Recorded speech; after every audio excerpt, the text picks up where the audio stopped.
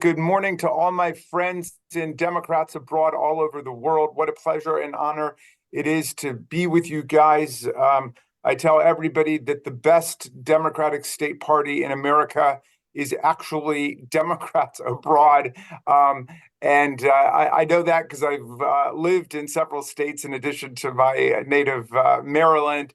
I lived abroad, and I know how much political muscle and how much political vision there is in Democrats abroad. I'm delighted to be with you because I think your role in the upcoming election is going to be essential to mobilize and galvanize the Democrats abroad, to get them all registered to vote, to get everybody engaged, voting at the federal level, the state level, the local level, the county level, but also using your voices to reinforce to people here in the country the central and historic importance of this election, as we just heard already from several people in the video, and also from some Democrats abroad people. So, look, it's a melancholy, bittersweet holiday. I'm looking forward to the day when we can commemorate January 6th and just remember the heroes,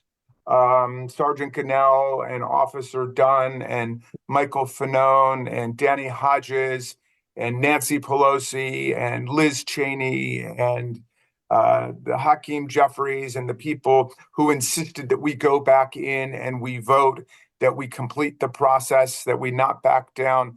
The 150 officers who were wounded, bloodied, hospitalized by the fascists, hundreds more officers who held the line and fought off the Proud Boys, the Oath Keepers, the Ku Klux Klan, the Three Percenters, the domestic violent extremist groups, the Christian white nationalist groups, the religious cultists who were assembled, the people who defended American liberal democracy that day. But unfortunately, we haven't yet evolved enough of a culture of commemorating January 6th that we can focus on that. And the truth is, we're still in the middle of this fight, as Joe Biden said yesterday in his speech at Valley Forge.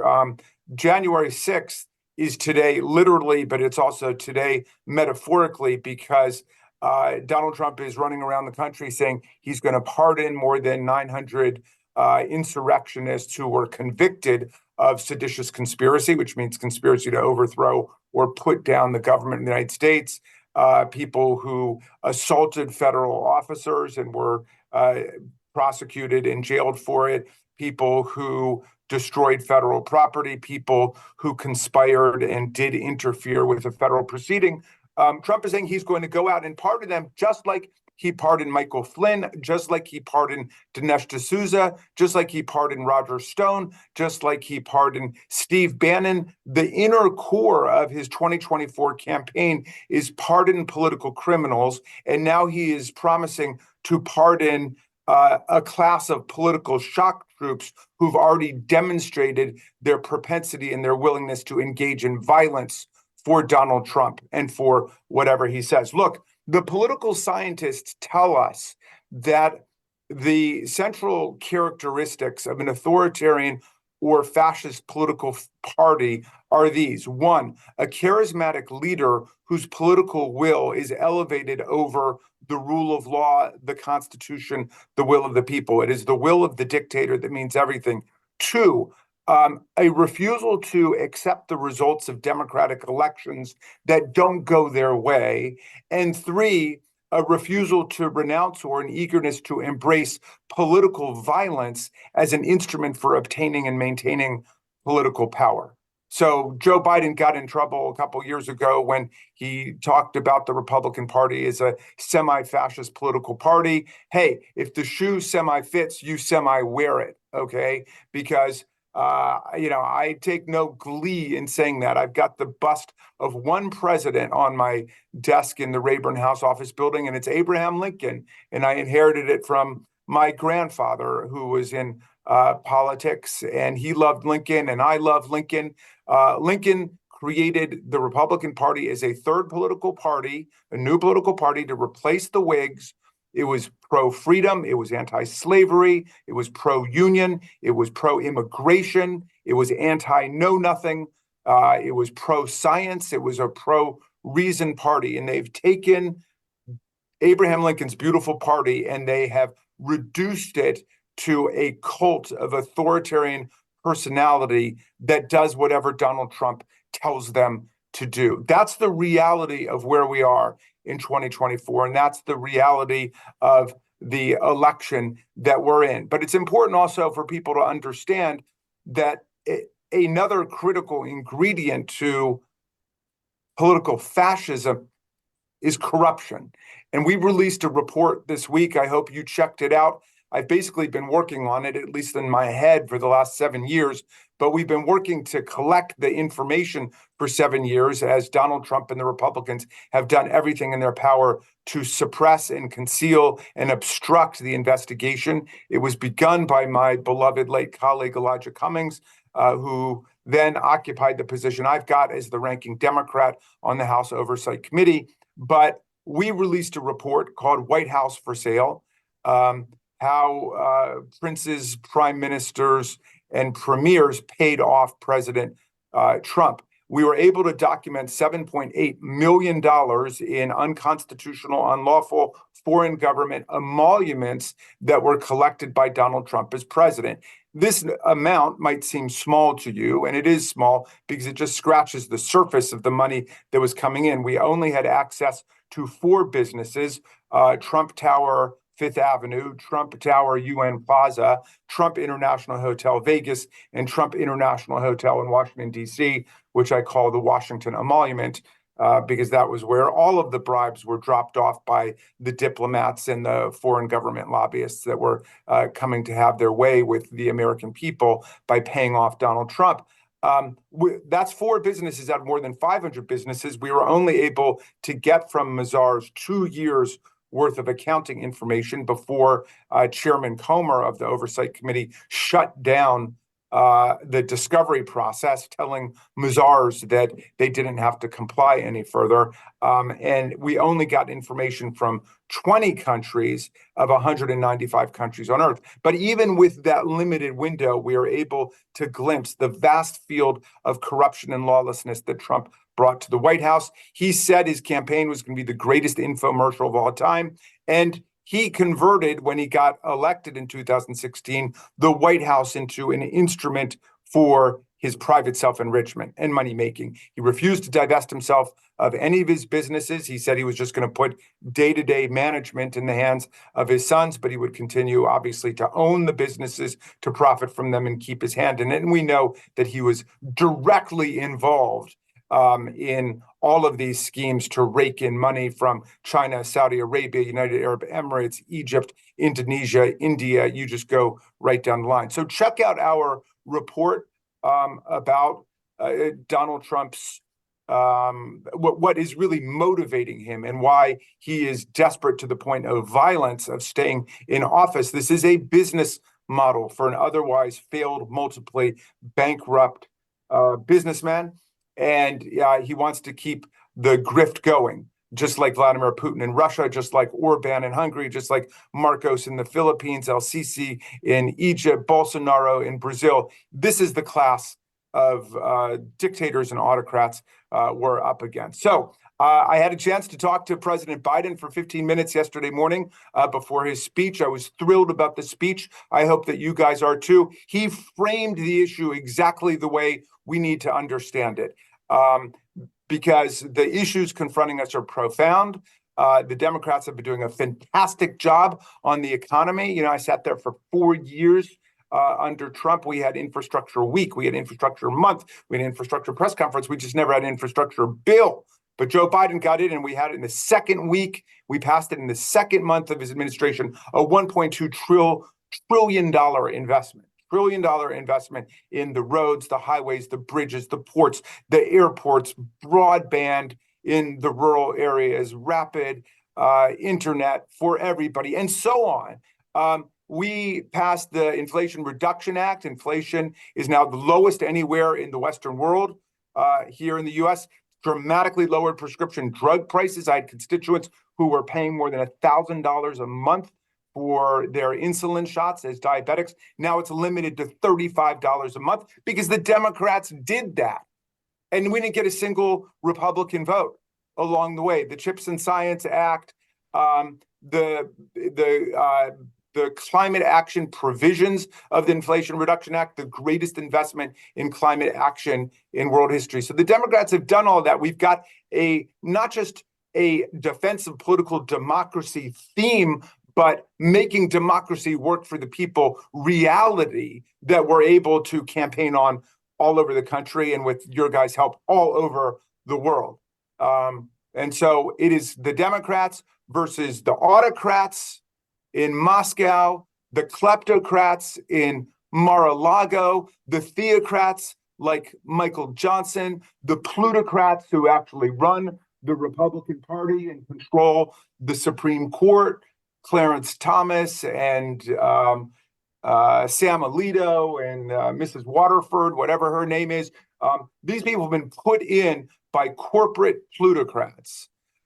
And so who is going to beat the autocrats and who's going to beat the kleptocrats and who's going to beat the plutocrats? Then who's going to beat the theocrats? The Democrats are. That's us. I'm not saying our party is perfect, but compared to them, we are, because we're a party of democracy and we're a party of freedom. I mean, Lincoln said it himself. Somebody said to him, well, what's the relationship between the Constitution and the Declaration? He said, well, the Constitution is about democracy. It's like the beautiful silver frame upon which rests the golden apple of freedom that was promised in the Declaration of Independence. In other words, we need democracy in order to protect our freedom, and democracy and freedom are both under assault by the right-wing autocrats and theocrats of America. And who's going to protect women's right to choose in an America that is now half unfree for women and half free? The Democrats are going to do it. We're the ones fighting for the right to choose and the right to travel, the right for women to decide their own destiny. So I know I'm preaching to the choir here. Somebody said, what are you doing this morning? I said, I'm talking to Democrats abroad. They said, you're preaching to the choir. And I said, you know what? I like preaching to the choir, okay? The choir needs to be preached to too. But I do want to say that the theme of this campaign, which is the reality of the world today, which is we can make democracy go forward, because democracy is not just a static set of institutional frameworks and laws. It is that, and we're going to defend that. But democracy is a project in motion, always. And we've got, millions of disenfranchised people in America. We got 713,000 people down the road from me in Washington, D.C., tax-paying, draftable American citizens who are the only citizens of a national capital on earth disenfranchised in their own legislature. Imagine if you told the people of Paris they couldn't be represented in l'Assemblée Nationale because they breathe the same air as representatives who come from other parts of France. You would have another French Revolution on your hands. And, when the Democrats were in the last Congress, I was thrilled that I got to work with Eleanor Holmes Norton. I was the floor leader for D.C. statehood. We passed D.C. statehood in the House, and I started by thanking the people of Washington, D.C., who are right in Washington, right next to the Capitol, who have a real, valid, authentic political grievance, unlike the programmed robots of Donald Trump, who had a phony counterfeit grievance and came in and beat the daylights out of our officers and nearly overthrew the government of the United States and toppled our constitutional order. And the people of Washington have never committed violence, but they've done it the right way, working through the constitutional process, asking for statehood. And we must grant them their statehood, and we must grant statehood to 3.5 million American citizens living in Puerto Rico who are disenfranchised. And democracy needs to be moving forward across the board. It is time for ranked choice voting in our elections. It's 2024. It's time for us to elect the president of the United States the way we elect governors, mayors, representatives, senators, everybody else. Whoever gets the most votes wins. How about that? The Electoral College has given us 5 popular vote losers in our history, twice in this century alone, 2000 and 2016. Donald Trump and George W. Bush. It's not just undemocratic, though. It doesn't just, marginalize the vast majority of Americans who don't live in swing states, because everybody knows it's only the swing states that count. And most people live in safe red states or safe blue states in Texas or California or New York or so on. So it's not just irrational, it's not just arbitrary, it's not just undemocratic, it's dangerous. We saw that on January 6, 2021. There are so many nooks and crannies in the obsolete, antiquated electoral college process that you've got a strategic bad faith actor like Donald Trump, and he can exploit each of these nooks and crannies to try to revisit the election and throw it open again. So we not only have to defend the democratic framework, we've got to keep democracy growing. Tocqueville said that an American democracy is either shrinking and shriveling away, or it's growing and it's expanding, and we've got to get back on the growth track for democracy in America. And then that means defending democracy and human rights all over the world.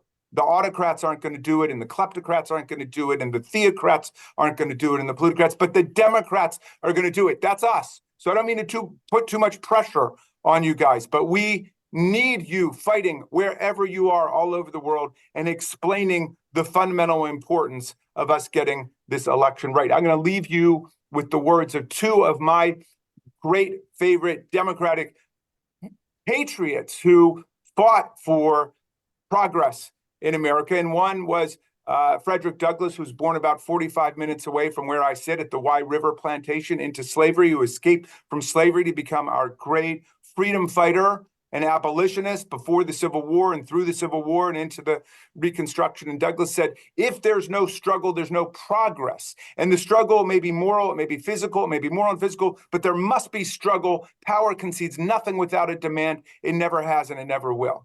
And then I'm going to quote for you, finally, Tom Paine, who got over here in 1774, 2 years before the Revolution. And he wrote the pamphlet that became the explosive trigger for the American Revolution. Common Sense, by which he meant the sense you have without having to go to the Princeton Divinity School. Common sense, it's available to everybody, but also the sense we have in common when we're willing to reason together and talk together and listen to each other. And he wrote this beautiful pamphlet in 1776 called The Crisis. And it was a tough year. And as Biden was saying yesterday at Valley Forge, we didn't know which way things were going to go. Half of the people were saying, you can't beat the theocrats. How can you separate church and state? Every government has to have an official church. And how can you beat the kings and the queens and the nobles? They've got all the power. They've got all the money, right? They've got all the authority. They've got history. And everybody on our side's walking around saying, oh, what's the message? And we're not messaging right and all that stuff. So he wanted to write a message so that people would get it loud and clear. And so he did. And in this crisis, I'm going to just quote this little passage for you. And Nancy Pelosi makes me update it so it doesn't offend modern sensibilities, and says Paine was a feminist and he wouldn't mind. And he wouldn't mind, I don't think. So anyway, he said, these are the times that try men and women's souls. The summer soldier and the sunshine patriot will shrink at this moment from the service of their cause and their country. But everyone that stands with us now will win the love and the favor and the affection of every man and every woman for all time. Tyranny like hell is not easily conquered, but we have this saving consolation. The more difficult the struggle, the more glorious in the end will be our victory. So let's make that victory ours in 2024. Democrats abroad, and thank you for everything you guys do. I'm sending you my love and my gratitude. So great to see you again and to have you here. Thank you. During the insurrection at the Capitol, signage included swastikas and T-shirts reading Camp Auschwitz. And early in Trump's presidency in 2017 in Charlottesville, Jews will not replace us was the mantra of the mob. While anti-Semitism has long been the canary in the coal mine for the rise of autocracy worldwide, we track an exponential surge in anti-Jewish incidents in recent years and in the wake of the Mideast conflict. You recently co-signed a letter to appropriators, Representative Raskin, to implement the first ever national strategy to counter anti-Semitism. requesting funds to combat the swell of hate crimes, discrimination, and threats against the American Jewish community. Can you speak to the link between the surge in anti-Semitism and our struggle to preserve democracy? Yes, absolutely. Thank you, Dana. I mean, in this dark period where the right wing in America and all over the world have unleashed these primitive impulses from the last century and prior centuries, racism and anti-Semitism and religious discrimination and authoritarianism. It is,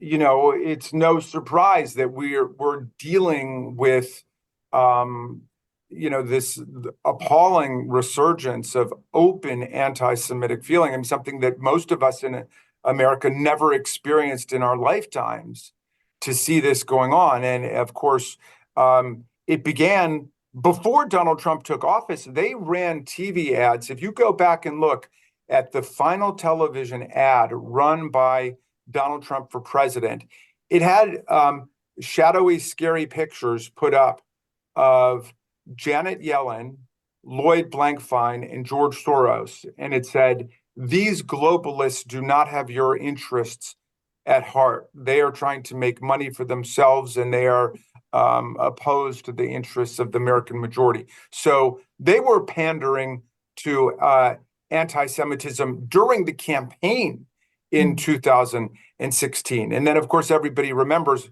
the fruit of Steve Bannon's strategy, detailed well in a remarkable book you should check out by a young man named Christopher Wiley called Mind Blank, Mind F. I don't want to say it aloud, but anyway, he worked for Cambridge Analytica, and it was all about how they wanted to use Facebook and the social media to identify anti-Semites and racists and malcontents and misanthropes in the society. They were looking for people through these Facebook psychological ads who mirrored Donald Trump's psychological profile of narcissism, Machiavellianism, and psychopathy. Those were literally the traits they were looking for, and they found like 2 or 3% of the public. And they said, we're going to activate these people and politicize these people and get them out there. And so we have been dealing with the results of that, and it's scary and it's dangerous. You saw recently my colleague Elise Stefanik on her high horse crusade against the presidents of the Ivy League schools with her yes/no questions designed to box them in as part of this campaign against higher education and against DEI, which they consider the big villain. But in any event, I sent Stefanik a series of my own yes/no questions right after her yes/no questions. I said, great job demonstrating the lack of common sense of these college presidents. For me, those were easy questions. I spent 25 years in higher education as a dean and a law professor. If somebody's calling for the genocide of the Jews or the Palestinians or anyone else, you immediately dispatch campus police to get over there to make sure the person's not armed, because in this age of lax Republican gun laws, we've got 40 million AR-15s loose in the society. And if somebody's talking about genocide against the Jews, you want to get the police over there immediately to make sure the person's not armed. And if they're not armed in an immediate danger to people around them, then get them a mental health evaluation as quickly as you can. And if they're not deranged, but they're just like the UVA graduates who helped to organize the anti-Semitic riot in Charlottesville, or they're like Stuart Rhodes, the Yale Law School graduate who was head of the Proud Boys, then you figure out indeed what the college presidents were talking about. Does it create a hostile learning environment? But of course, they showed no common sense and just went off on the legalistic tangent to begin with, falling right into her trap. But I gave her a trap of my own. I said, Ms. Stefanik, you don't want anti-Semites as, or people tolerant of anti-Semitism as president of MIT, even this Jewish president of MIT. How do you feel about about people who want to be president who have Holocaust revisionist neo-Nazi anti-Semites over to their house for dinner in Mar-a-Lago. Nicolas Fuentes last Friday called for the absolute annihilation of the Jews when we come back to power. He said, the perfidious Jews, we're going to have absolute annihilation. Can she denounce Donald Trump having that guy over for dinner with Kanye West, another avowed anti-Semite? How about that? How about somebody becoming president who sees very fine people on both sides of an anti-Semitic riot in Charlottesville? How about people who talk about the great replacement theory, which was invoked by the mass murderers at the Tree of Life Synagogue and at the Buffalo supermarket? Well, she's one of the people who's embraced the great replacement theory and has campaigned on it. You can read a whole New York Times article about it. Are you willing to renounce and denounce all of these things and say that somebody's not qualified to be president if he embraces anti-Semitism in that way and puts out anti-Semitic TV ads? And you know what her answer was? I was surprised that she even answered me, but she said, thank you very much. Donald Trump has been the best president that the Jewish population's ever had in America. Why? She said he supported moving the embassy from Tel Aviv to Jerusalem. He cemented our hold over the Golan Heights. He pulled us out of the Iran nuclear agreement. And it was all these things about Israel, because, you know, American Jews are basically just Israelis in disguise, according to Donald Trump. And Elise Stefanik follows that. In other words, American Jews could not have their own concerns about violent anti-Semites, the kind of people who show up at the Tree of Life synagogue and just mow everybody down in the worst anti-Semitic attack in American history. So, you know, I've had it with their phony, fraudulent campaign against higher education, where they pretend to be opposing anti-Semitism and anti-Semites. If you're really opposed to anti-Semitism, you will oppose it wherever you see it. You will not protect it when it takes place within your political party. Thank you. All right, we have we actually have a lot of questions in the Q&A, but I'm just going to sort through a few of them. Here's a good one. Couldn't SCOTUS decide to leave the determination of whether Trump engaged in insurrection and is ineligible to hold office and appear on the ballot up to state officials and judges? I think that's an unlikely outcome, because that's very messy, of course, if, you know, somebody is constitutionally disqualified to be on the ballot in this state or that state. I mean, what would happen, of course, is that in the bluer states, people would correctly enforce the meaning of Section 3 of the 14th Amendment. I mean, it's not a hard problem. It's unambiguous, clear language. It says, if you've sworn an oath to support the Constitution of the United States and you violated that oath by engaging in insurrection or rebellion, you should never be allowed to hold federal or state office again. And the legislative history is perfectly clear. When it started off, the radical Republicans who added this to the Constitution started off with a far more sweeping proposition. In the House, it was voted that anybody who participated in the Confederacy in insurrection or rebellion at all would be disenfranchised for life. And when it got over to the Senate, they said, wow, that's way too broad. We've got to zero in on the most culpable, guilty class of offenders. It's people who actually were public officials who betrayed their oath of office by engaging in insurrection or rebellion. And even with those people, we won't disenfranchise them. People like Jefferson Davis or John Breckinridge or Donald Trump, they can still vote. It's just they can't serve in office again because they can't be trusted with state power. So it's perfectly clear.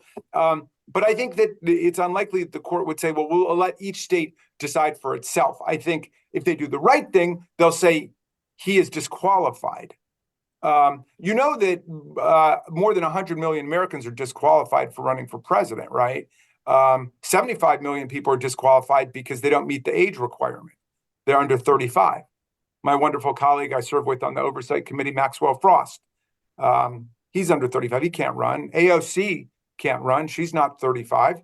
They're disqualified because of what you might argue is a far more morally arbitrary requirement, which is that you hit age 35. There's also 25 or 26 million people who are disqualified to run for president because they weren't born in America, because we have a native born citizen requirement. Arnold Schwarzenegger can't run for president. Jennifer Granholm can't run for president. Donald Trump inhabits a group of maybe a dozen, it might be closer to a half dozen Americans who essentially have disqualified themselves by engaging in insurrection and rebellion. It's a tiny group of people, and far more, I think, morally and politically defensible,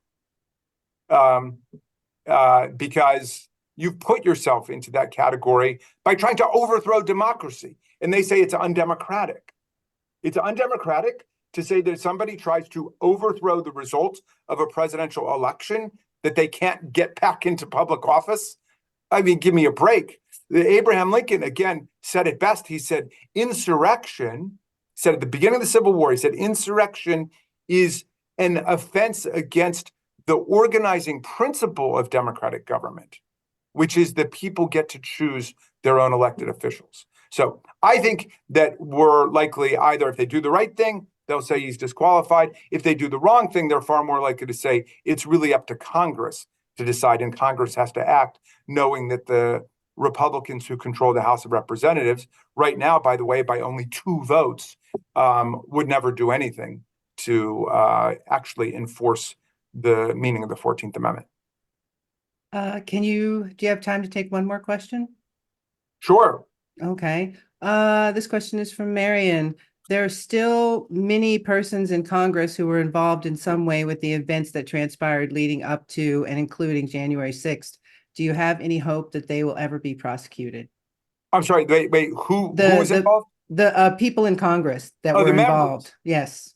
Well, yeah, I mean, some of them are part of that tiny group of less than a dozen people I'm talking about. I mean, in a just world, Jim Jordan would have complied with his subpoena, which of course he didn't. Now he's trying to get Hunter Biden to comply with his subpoena, which of course he has, because Chairman Comer was all over the news saying, come before our committee and answer our questions. And Hunter Biden said, fine, I will. He said he's come clean about some terrible things that he did under drug addiction. It had nothing to do with his father, but he said, I'm happy to come before the committee, but he's not willing to go in a back room for 12 hours or 20 hours with the Republican lawyers so they can take snippets of the testimony and distort it for the world, which is, of course, what the Republicans have been doing, and then not turning over the transcripts of what had taken place. But anyway, Jim Jordan never even complied in any way. He never answered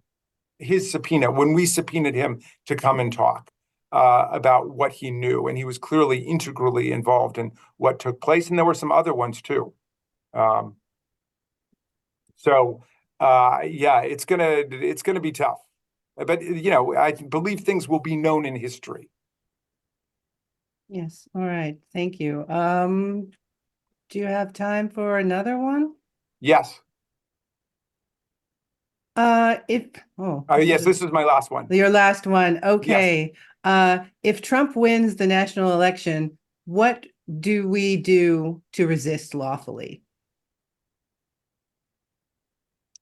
Well, look, we've got some experience with this in the last administration. I don't like to contemplate the hypothetical. I really don't think he can win. And I have way too much faith in the American people, and I've got a lot of faith in the judicial system to be able to hear these cases. And I, keep believing that we are going to have a psychic breakthrough in American public consciousness.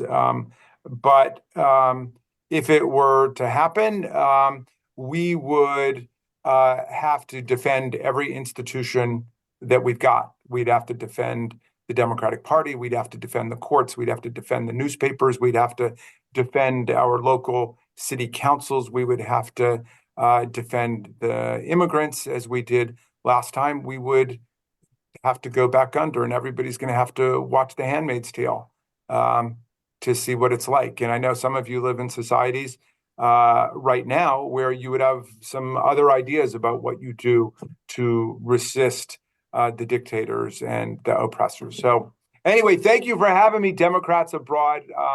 I love what you guys are doing. Hang tough. All right. Hang tough for America. Hang tough for democracy and freedom on earth. And stay close, everybody. All right.